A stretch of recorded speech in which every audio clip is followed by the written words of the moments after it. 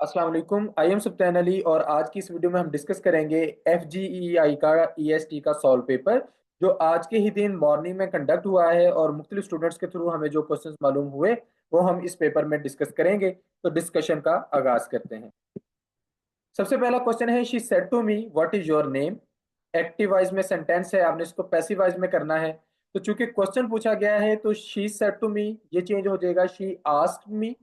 और फिर चूंकि पैसिवाइज में जब हम सेंटेंस को लेकर जाते हैं तो हमारे पास एक स्टेटमेंट का स्ट्रक्चर आता है। तो हमारा सेंटेंस बनेगा what my name was. She asked me what my name was. Next mathematics से क्वेश्चन है 1 8 27। तीन वैल्यूज दी गई हैं और वो कह रहे हैं प्रिडिक्ट करें या फाइंड करें नेक्स्ट टू वैल्यूज।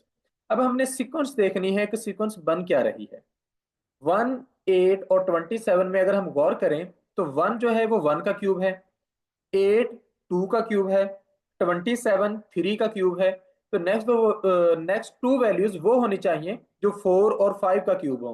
तो 4 का क्यूब है 64 और 5 का क्यूब है 125। नेक्स्ट है what is the probability of M in word Mohammad. हुजूर नबी अकरम सल्लल्लाहु अलैहि वसल्लम के नाम मोहम्मद में एम की प्रोबेबिलिटी क्या है। तो चूंकि नाम के स्पेलिंग में टोटल 8 लेटर्स हैं और उनमें से एम 3 बार आया है, तो यहां पर हमारे पास जो प्रोबेबिलिटी बन रही है वो है 3 out of 8। In face centred cubic of unit cell, ये हमारे पास एक यूनिट सेल है और फेस सेंटर्ड है। इसमें कितने एटम्स हैं हर एक सेल में। अगर हम टोटल एटम्स काउंट करें तो जो कॉर्नर्स पे हैं येलो कलर में शो हो रहे हैं ये 8 हैं और सेंटर में जो है वो हमारे पास 4 हैं। दिखने में ये 12 नजर आ रहे हैं लेकिन चूंकि ये नेबरिंग सेल्स के साथ शेयर हो रहे हैं तो इनकी जो टोटल वैल्यू बनेगी वो हमारे पास 4 बनेगी। क्योंकि जो कॉर्नर्स पर मौजूद हमारे पास 8 सेल हैं, ये हर एक कॉर्नर पर मौजूद जो 8 एटम्स हैं हर एक एटम 8 नेबरिंग सेल्स के साथ शेयर हो रहा होता है। तो इसकी वैल्यू हर एक सेल की, हर एक एटम की 1 आउट ऑफ 8 होती है। तो 8 की मिलाकर टोटल वैल्यू एक एटम की बनती है। जो हमारे पास सेंटर में मौजूद 6 एटम्स होते हैं, इनमें से हर एक एटम 2 नेबरिंग सेल्स में शेयर हो रहा होता है। तो हर एक की वैल्यू जो होती है वो कम हो जाती है। तो ये 6 हैं तो 6 की जो टोटल वैल्यू है वो 3 एटम्स के बराबर होगी। तो टोटल कुल मिला के एक फेस सेंटर्ड क्यूबिक जो कि यूनिट सेल में होता है, इसकी टोटल जो नंबर ऑफ एटम्स होते हैं पर सेल में वो हमारे पास 4 आंसर आता है।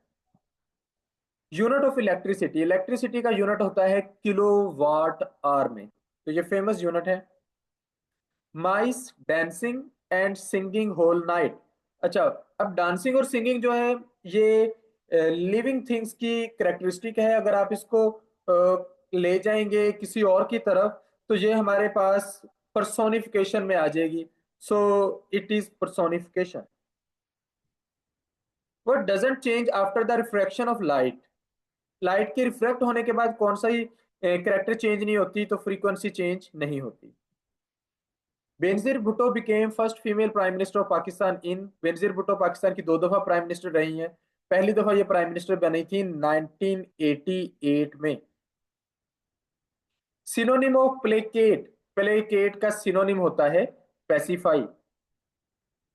एंटोनिम ऑफ प्लॉजिबल, प्लॉजिबल का एंटोनिम यानी कि ऑपोजिट होगा इम्प्लॉजिबल, जिसका मतलब होता है unbelievable. Change the voice, Ahmed married Sara. तो इसका ऑपोजिट बनेगा, इसका पैसिव वॉइस बनेगा सारा वॉज मैरिड बाय अहमद। ये हमारे पास पास्ट इंडेफिनेट का सेंटेंस है तो इस पे वही रूल लगेंगे जो पास्ट इंडेफिनेट के सेंटेंसेस पे लगते हैं। नाइदर इस टाइप ऑफ एडजेक्टिव, ये जो वर्ड है नाइदर, ये एडजेक्टिव की कौन सी टाइप से बिलोंग करता है, तो ये डिस्ट्रीब्यूटिव एडजेक्टिव से बिलोंग करता है। Level is type of word. Level, अब ये इसमें स्टूडेंट्स जरा कंफ्यूज थे कि इसके कौन कौन से ऑप्शंस थे, लेकिन जो मुझे पता चला है उसके अकॉर्डिंग नाउन है। लेकिन और भी ऑप्शन थे, सिनोनियम था, पैरेलल था। तो फिर ये डिस्कशन बन जाएगी। Pakistan joint United Nations, Pakistan ने यूनाइटेड नेशंस को ज्वाइन किया 30 सितंबर 1947 को। After independence Pakistan was first recognised by, Pakistan को इंडिपेंडेंस के बाद सबसे पहले किस मुल्क ने रिकॉग्नाइज किया? So Iran was the first country who recognised Pakistan. 1962 constitution was abrogated on, 1962 का जो कॉन्स्टिट्यूशन था इसको किसने एब्रोगेट किया? ये जनरल यहिया खान ने किया 25 मार्च 1969 में। Mangla dam is on which river? Mangla dam Pakistan का मशहूर डैम है, ये किस दरिया पर है? ये दरिया जहलम पर है। Vitamin for blood clotting, blood clotting के लिए जो विटामिन चाहिए वो विटामिन के है। ब्रेन का कौन सा पार्ट बॉडी टेम्परेचर को कंट्रोल करता है? हाइपोथैलेमस, यही ब्रेन का पार्ट है जो फीवर इंड्यूस करता है ह्यूमन बॉडी में किसी इन्फेक्शन के नतीजे में। Which type of lens used in vehicles mirrors? गाड़ियों के जो मिरर होते हैं उसमें कौन सा लेंस यूज होता है? That is convex lens. Dialectic method was introduced by, dialectic method जो है लिंग्विस्टिक्स में, it was introduced by Socrates, सुकरात हम कहते हैं, he was a Greek philosopher. Theme of international education day 2024, 2024 में जो इंटरनेशनल एजुकेशन डे था उसका थीम क्या था? उसका थीम था learning for lasting piece.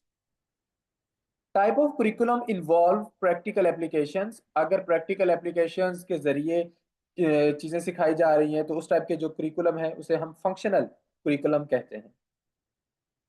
Pedagogy literal means, pedagogy का लफ्जी मतलब होता है टू लीड द चाइल्ड, क्योंकि ये जो वर्ड पेडागोजी है, दो वर्ड है, प्यास है, एगोस है, ग्रीक वर्ड्स हैं। तो प्यास चाइल्ड को कहते हैं, जहां से वर्ड पीड है, पीड्स है। और जो एगो वर्ड है उसका मतलब होता है लीड करना। Three mountain ranges, Hindu Kush, Karakoram and Himalayan meet at what point? तो ये गिलगित के पॉइंट पे तीनों पहाड़ी सिलसिले मिलते हैं, जगलोट का मुकाम है गिलगित में। Point 35 is at minimum distance from.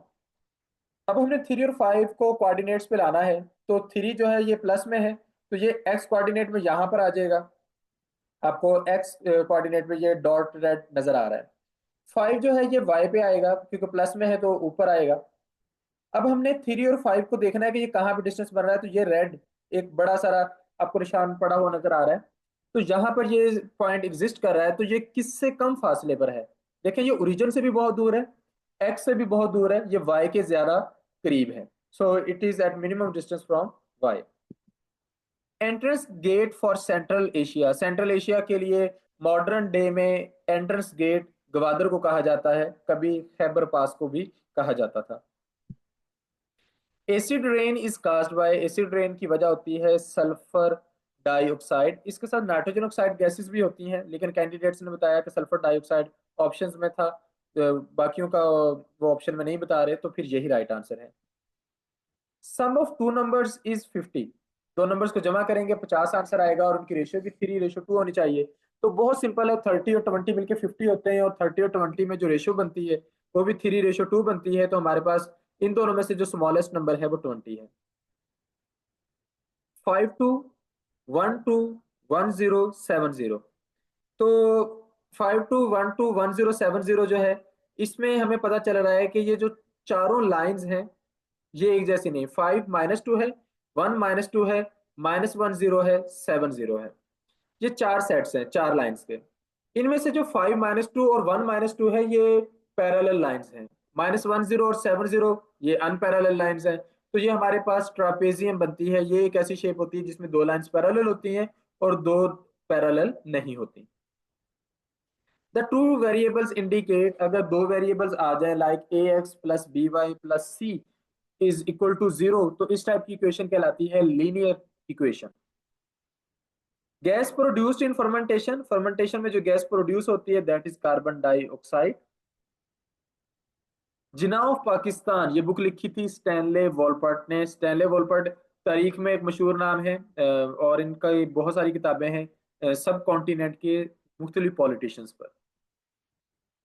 Which isotope of carbon determine the age of rock? That is carbon 14।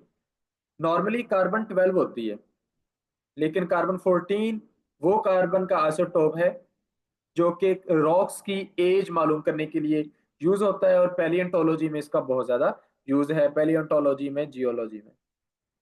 Next एक मैथमेटिक्स का क्वेश्चन है, बोर्ड मैथ्स रूल से 18 minus 6 divided by 2 plus 4 multiply 3। तो पहले आपने मल्टीप्लीकेशन और डिवीजन कर लेनी है। तो 6 divided by 2 is equal to 3, 4 multiply 3 is equal to 12। तो आपकी ये वैल्यू हो जाएगी 18 माइनस 3 प्लस 12।